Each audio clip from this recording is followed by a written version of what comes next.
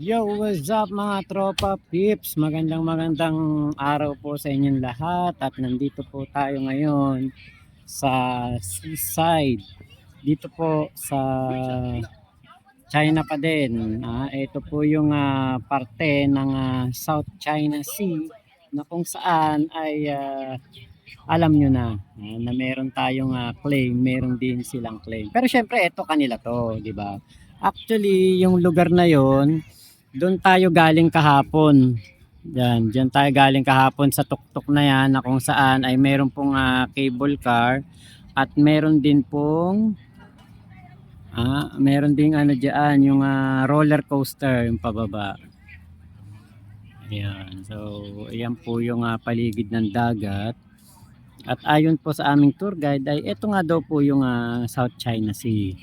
At alam niyo po, isa lang sa mga napatunayan ko nung sa pananatili ko dito ng 3 araw, 4 na araw dito po sa China.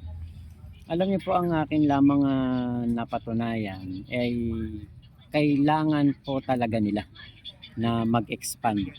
Actually, walang pakialam ang mga lokal sa amin, walang pakialam ang mga tao dito sa amin. Yung iba friendly naman, yung iba ay wapakels, ganyan.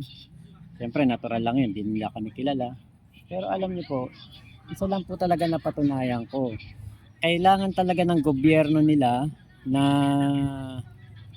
mang-angkin o angkinin ang ilang mga dagat kasi po kailangan talaga nila dahil sa dami po ng kanilang mga tao dito. Hoy. Bablog ka ba? Oo, bakit? Ano mo vlog mo yung lugar? Ito. Alam mo kung saan tayo? Pagtawid natin doon, Pilipinas na.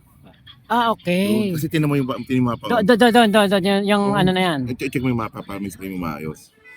Pag ganun pala, pag ganun, tama, pag ganun nga. Sige nga. Ay, Macau, Pilipinas, may Pilipinas dito. So malapit na pala Pilipinas. Ayan, yun, oo. Kita mo yun tayo. Oo, parte to ng South China Sea. Oo. Pag tinawid natin yan, West Philippines Sea na. Oo, West Philippines Sea na. Ayun. Basta Salamat. South China Sea to, hindi atin lalangkin to. Hindi atin to.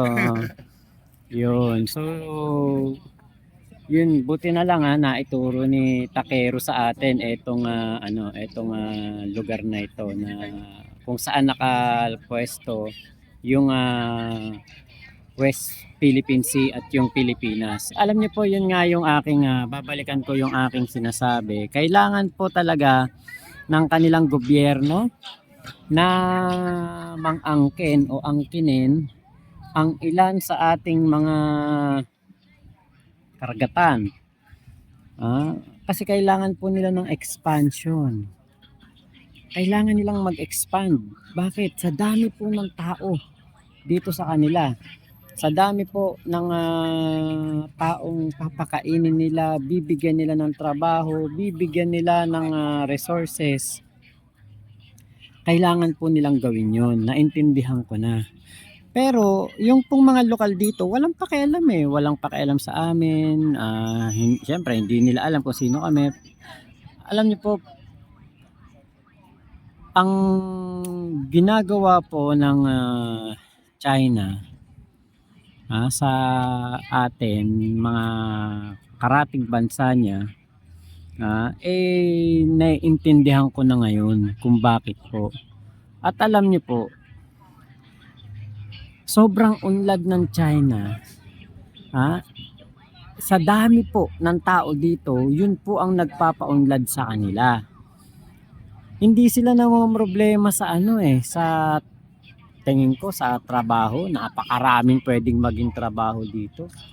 Napakaraming pwedeng pasukan na trabaho. Napakarami pong pwedeng gawin. Kung masipag ka lang dito, hindi ka mamimili ng trabaho, tingin ko marami kang pwedeng gawing dito, trabaho. Hindi ka mauubusan ng trabaho dito. Kung ikay isang lokal na Chinese. Nakita ko po ang mga tulay, building, Halos lahat ng mga ah, kalsada rito, ilang patong na tulay sa dami. Alam niyo po kung bakit? Kasi ang gusto po ng gobyerno ng China ay hindi po magkaroon ng traffic. So ang ginawa nila, early 2000s lahat, gumawa sila ng tinatawag nilang Sky Road. Dito sa atin Skyway, 'di ba? Dito Sky Road. May mga toll fees din, nakita ko may dumadaan din kami sa mga tollways. Ngayon, yung kumbaga yung ganoong sistema, eh nag-construct sila ng nag-construct para pagdating ng future, eto na yung future na yon, hindi po magkakaroon ng traffic. Inagapan na nila. Sana ganun din ang ating mga naunang leaders, 'di ba? Naunang mga presidente, vice-presidente, nagpagawa sila ng nagpagawa ng mga tulay para mak-decongest ang traffic sa Manila. Yun po yung naging solusyon nila. Biruin niyo po, yung mga pinuntahan namin dito, hindi pa po ito yung Beijing, yung Shanghai, hindi pa ito yun. Pero at ang dami pong ang dami pong mga kalsada na maluluwang at yun nga pong tinatawag nilang Sky Road. Napakadami as in talagang ang tataas na mga kalsada, mga tulay. Yan po yung kanilang mga inuuna. Tapos yung mga tawid ilog, mga tawid ilog. Ang dami nilang mga suspension bridge, ang daming mga yung parang sa Golden Gate, ganon na mga tulay. Meron din silang katulad ng tulay na bumagsak doon sa sa Isabela, yung Santa Maria Bridge sa pagitan ng Kabagan at Santa Maria. Meron din po silang ganun, pero alam niyo po, hindi naman bumabagsak kasi maayos ang gawa. Yun po yung isa din sa mga napatunayan ko. At yun din yung sinasabi ng mga tropa pips natin sa Hong Kong. Pag project dito sa lugar na to, dito sa sa China, maganda po ang kanilang mga gawa. Maganda po ang kanilang kumbaga quality. Mataas ang standard nila sa mga buildings, pabahay, sa mga tulay, sa mga infrastructure, mataas ang standard nila. Inaayos nila ang gawa. Pero pag doon sa atin, siguro doon lang nagkakaproblema. Doon lang merong hindi maayos ang gawa. Siyempre, alam niyo naman na ang karaniwan po na nagpapabagsak ng tulay sa atin ay ang korupsyon. Hindi naman may tatanggi yan. Matagal nang public knowledge na yan. Bawat merong ginagawang tulay, sigurado merong pong tataba ang bulsa. 'Di ba? Kaya kumbaga talagang talagang sabi ko nga maliit talaga ang magiging tingin sa atin ng mga Chekwa kasi nga po iwan na iwan tayo sa infrastructure, sa kabuhayan, cost of living, tapos yung isa pang kanilang tinanggap ay yung electric vehicle. Yung electric vehicle po dito, ayon po sa aming tour guide, 40% ng mga sasakyan ngayon dito sa China ay gawa na po o ang nagpapaandar na po ay ang electricity. So EV, electric vehicle na po ang karamihan sa mga nandito sa lansangan ng China. Bakit? Kasi po kaya po nila tinanggap ang EV dahil para ma-save po ang kanilang mga oil. Yun ang dahilan.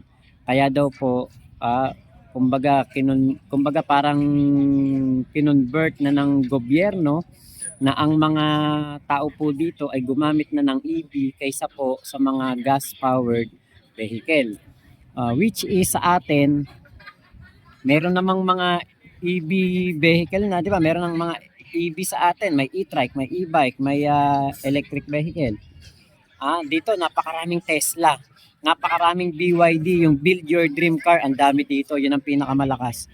Alam niyo po, ang isa po sa kagandahan noon, Sa mga electric vehicle, unang-una walang polusyon. Walang gas pollution, walang air pollution, walang noise pollution. Yun po yung paliwanag ng aming tour guide. Kaya po niyakap ng mga Chinese ang EV. Pero sa atin, merong EV, kaya lang hindi kasi regulated. Dito, ang mga e-trike at e-bike, hindi pwede sa highway, hindi pwede sa main road. Doon sila sa mga pedestrian. Doon sila dumadaan lang, doon lang sila pwede. Hindi sila pwede sa mga gitna ng kalsada. Hindi sila pwede. Kung ang EV lang sana sa atin, mga e-trike, e-bike, ay bago pumasok ay meron ng batas na bawal silang dumaan sa main road, bawal silang dumaan sa mga tulay, sa mga lansangan na maraming sasakyan. Doon lang din sila sa pedestrian. Kaya lang problema, ang ibang lugar sa atin wala din naman pedestrian, di ba?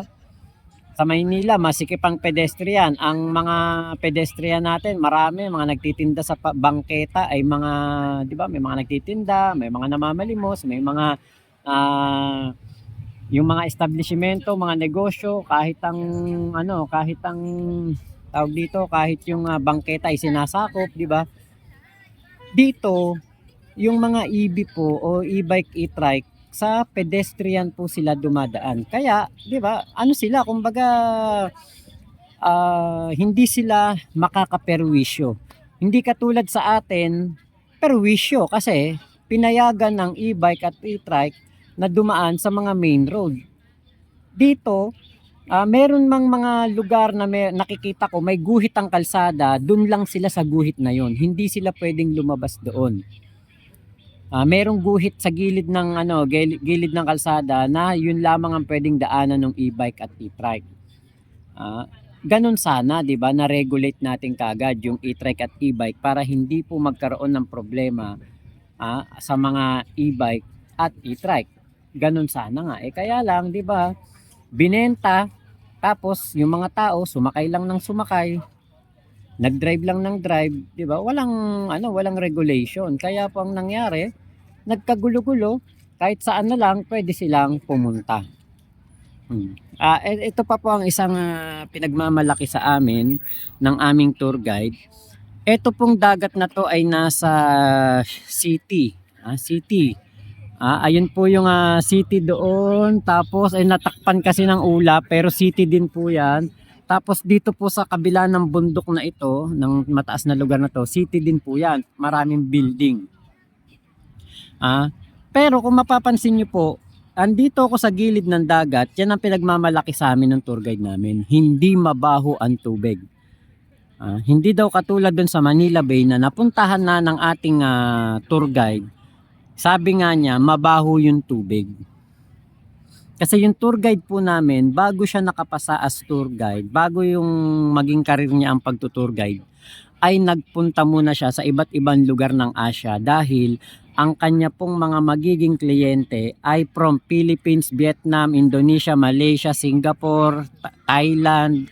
So nilibot niya muna yung Southeast Asia, pati Japan, para po ma-meet ang mga tao, para malaman niya ang mga kultura. Kaya kumbaga ngayon sanay na siya sa mga Pilipino dahil marami siyang kliyenteng Pilipino. Kung makikita niyo po may mga tao po doon. Kahapon nung nandun kami sa taas sa cableway, meron po ako nakikita mga nagsuswimming dito sa baba. Tingin ko yan, may nagsuswimming din napapaliguan po. Sa atin ang Dolomite Beach hindi mapapaliguan, sobrang polluted. Yan po ang pinagmamalaki sa atin ng tour guide natin na ang tubig dito sa dagat hindi po mabaho. Napabayaan din kasi, walang respeto sa kalikasan ang mga tao sa atin. Ang baha laging sinisisi sa presidente, sa mayor, sa gobernador, pero ang totoo, lahat ng Pilipino ay mga hindi disiplinado pagdating po sa kalikasan. Yan po ang pinagkaiba natin sa mga Chekwa. Talagang sila po ay disiplinado din. Malinis po ang mga lugar dito. Hindi katulad sa atin, pag napunta tayo ng Divisoria, ang sasabihin, ang nagparumi ay ang mga Chinese. Pero ang totoo, tayong mga Pilipino ang nagpaparumi ng ating mga pamilihan. Katulad na lang ng palengke. Nadaan kami sa palengke dito. Sabi ko kay Ballpoint Man, sabi ko, tol, dito, alam mo ba dito sa China, parehas din ng palengke sa Malaysia. Na ang mga palengke hindi mabaho. Oh, punta ka ng isang lugar sa atin, mamamalengke. Malayo pa yung tricycle, amoy mo na yung, ay malapit na yung palengke. Bakit? Kasi naamoy mo na yung amoy ng palengke. Dahil yung mga pinaghugasan ng isda, mga hasang, mga pinag-anuhan ng baboy, ng baka, 'di ba? Nandoon lang sa palengke, nandoon sa drainage, walang naglilinis. Tayo ang nagpapadumi ng ating mga kapaligiran, hindi ang mga Chinese. Yan ang napatunayan ko na ngayon dito. Pero hindi po ako hindi ako pumapanig sa mga Chinese, hindi ako nag-iiba ng aking kinakampihan, ng aking sinusuportahan. Ako po ay naniniwala pa din na atin ang West Philippine Sea. Yan yung West Philippine Sea dyan sa lugar na yan. Atin yan, hindi mababago yon. Walang magbabago doon, atin talaga yon. Kailangan talaga ng mga Chekwa na mag-expand. Kailangan nila na angkinin ang ating mga ilang karagatan dahil po napakarami po nila. Sila po ay kailangang mag-expand, kailangan nilang manakop ng ibang lugar dahil po sa dami ng tao nila, kailangan nila ng mga resources para sa kanilang mamamayan. Natingin ko kung tayo po ay mga Chinese din, tayo po ay nasa kanilang sitwasyon, tingin ko gagawin din po nila yun. Tingin ko kung tayo yung Chinese, Pilipinas, tayo yung Chinese, gagawin din natin yun dahil mauubos talaga ang ating mga resources. Para hindi mapabayaan, hindi maubusan ng resources ang ating mga kababayan, ang ating bansa, gagawin din natin yun. Naintindihan ko na. Ito yung estatwa na sinasabi nila, ano daw to ano ba yun? Mayroon sinabi sa amin ano ng dagat daw yan. Kita nyo, sa atin sa Manila Bay, hindi ka makakaporma ng ganyan, mabaho. Naalala ko noon nung umuwi kami ni Joy, nagpunta kami doon sa may MOA, sa may gilid ng MOA, yung merong Paddy's Point doon. Nung pauwi na kami, sabi ko tambay muna tayo sandali sa may gilid ng dagat, mabaho. Diba? Kaya alam niyo po dito ay malinis ang kapaligiran kahit papaano, hindi po polluted at may mga isda pa naman siguro dito, hindi katulad doon sa atin na talagang burak yung Dolomite, hindi naman malinis ang Dolomite, malinis lang yung buhangin pero yung tubig nun marumi, hindi totoong malinis yun. Hindi totoong hindi totoong malinis ang tubig ng Manila Bay. Isang ulan lang noon, isang gabing umulan lang, marumi doon. Kaya po sana, 'di ba? Ang unang-unang babaguhin ng ating gobyerno ay ang atin pong saligang batas para makapasok ang mga foreign investor, economic na pagbabago. Economic privilege baguhin para makapasok ang mga foreign investor. Kasi yun po ang nagpapayaman sa sa China, mga foreign investor. Andito ang Tesla na. Ang daming McDo, ang daming Burger King, may Watson din. Yan po ang kailangang payamanin. Ayan po ang kailangang gawin ng ating gobyerno. Papasukin ang mga foreign investor.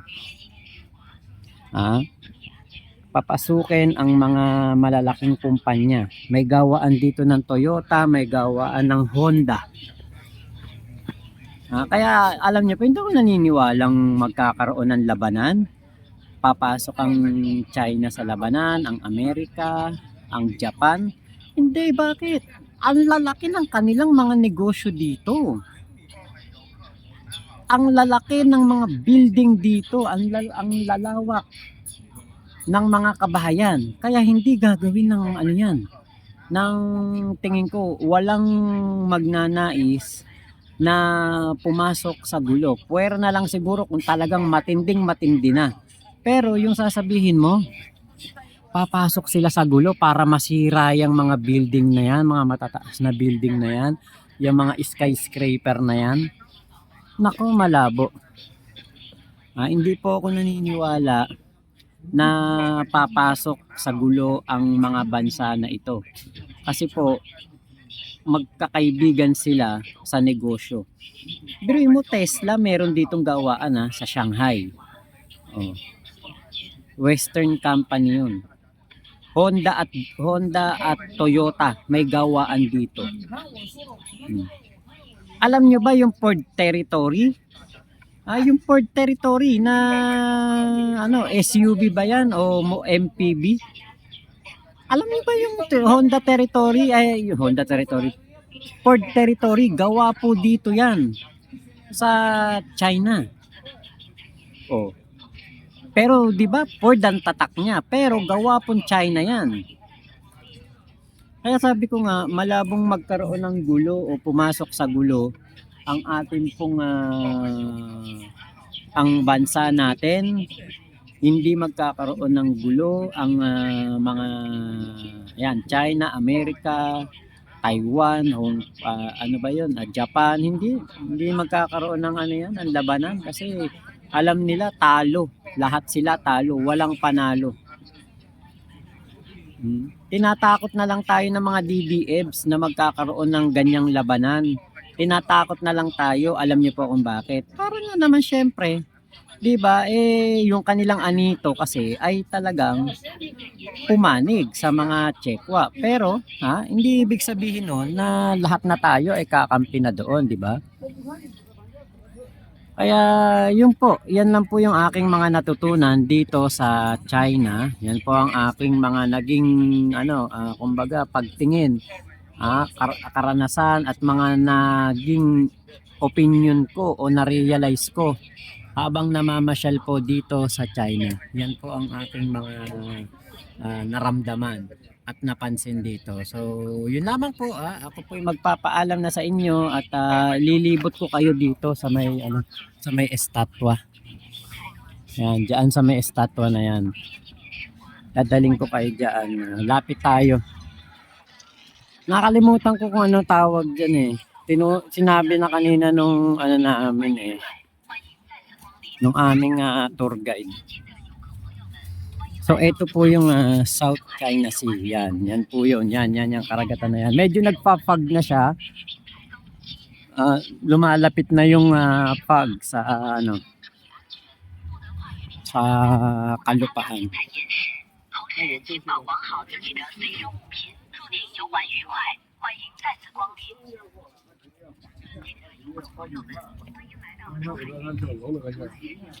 Yan yung estatwa.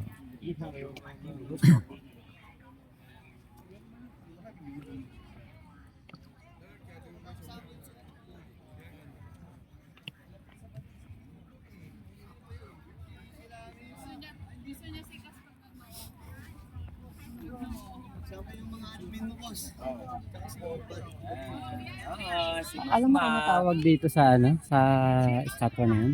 Lady Fisher. Lady Fisher. Yan. Okay. Equivalent daw yan ng Buddha. Yan daw si Lady Fisher. Lady Fisher. Ayan. So, kasama namin si Mima. Mima, kaway ka naman. Napakabait pong kasama niyan si Mima. Yan po ang isa sa mga mababait namin kasama dito. Gagi.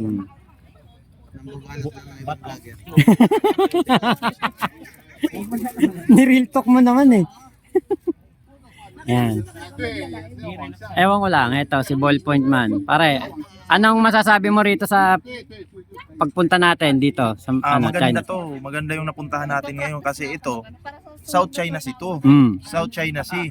So, nakikita natin dito na malawak pala yung South China Sea at tapat niyan, yan yung West Philippine Sea Mm. na sinasakop ngayon, Mm. di ba?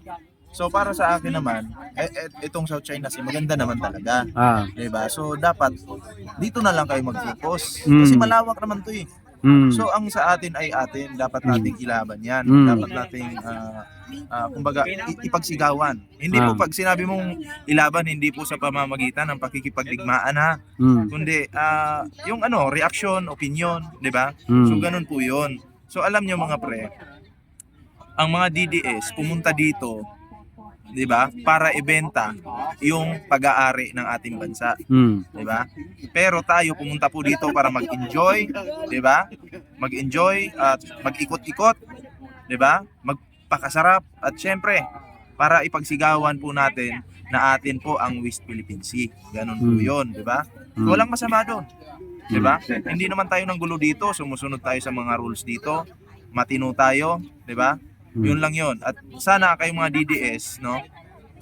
Dapat sana kahit isa man lang makarinig kami na sabihin nyo na atin ang West Philippine Sea. Pero wala eh. 'Di ba? Picture lang kayo dito, pa-cute. 'Di ba? Ang kakapal ng pagmumukha nyo. Yun lang masasabi ko diyan. Good luck sa inyo. Salamat ha. Napakaganda ng sinabi ni Tolboil Point Man. Sa totoo lang, nandito nga kami para mamasyal, mag-tour. Yun lang po talaga ang aming main objective. Makita ang ganda ng China dito po sa bansa na ito at malaman namin kanilang kultura, ang kanilang mga ginagawa. Eto si Sir Glenn ng Munting Tinig. Hello, magandang Ayan. araw. Ano masasabi mo sa sa pagpasyal natin dito sa China? Ayun, at least nakapag-relax, na ipakita natin yung ganda at kultura ng China at saka syempre hindi sa lahat ng bagay magbabangayan tayo, di ba? So sana magiging open tayo sa once in a lifetime, mag-enjoy din tayo. Ang punta namin dito, mag-enjoy, mag-relax at syempre sumunod sa batas, no? Kung ano yung mga batas na naatakda sa bansa na ito. Ngayon. Okay, at saka siguro magiging civic oportunidad na magiging bukas tayo sa mga kultura. Wow. Oo, kasi naging educational trip din ito, no? Tama, ang dami natutunan. Daming natutunan at yun yung pagiging bukas sa bawat isa. Yun Yan lang, diba? pinaka-importante. Salamat at please Salamat. subscribe sa channel ni Mac Pablo. Yun, syempre Bye. Munting Salamat. Tinig. Syempre, Munting Tinig. Ayun. Bye. Thank you. May sarili pa lang sideline si Sir Glenn dito. Ano? Picture ng Ay talaga ba? Wow. Oh, di ba? Picture yan kanina. Sabi ko nga dito sa sa video ko.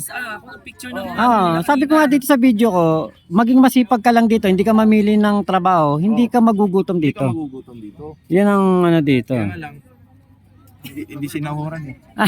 Hindi binigyan ng tip. Diba?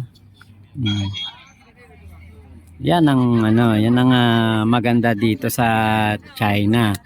Maraming tao, marami ding trabaho. Yung ibang nag-a-abroad, alam niyo po kung bakit nag-a-abroad yung ibang mga Chekwa. Katulad lang din natin, gusto nating makaranas ng buhay sa ibang bansa. May mga travel goals, may mga pangarap na makatira sa ibang bansa. At yung iba ay para mas yumaman. Mas yumaman. May paliwanag dyan si Boss Mike tungkol sa sa kayamanan ng mga Chinese. Mas gusto nila sa ibang bansa para unlimited ang kanilang pagyaman. Ayan. So, di ba? So, siguro po hanggang dito na lamang itong aking video na ito. Maraming salamat sa pagsama niyo po at ingat po kayo. Nasa mang panig kayo ng mundo. Mama chup chup. Love you. God bless us all. Pilipinas. God first. Thank you po.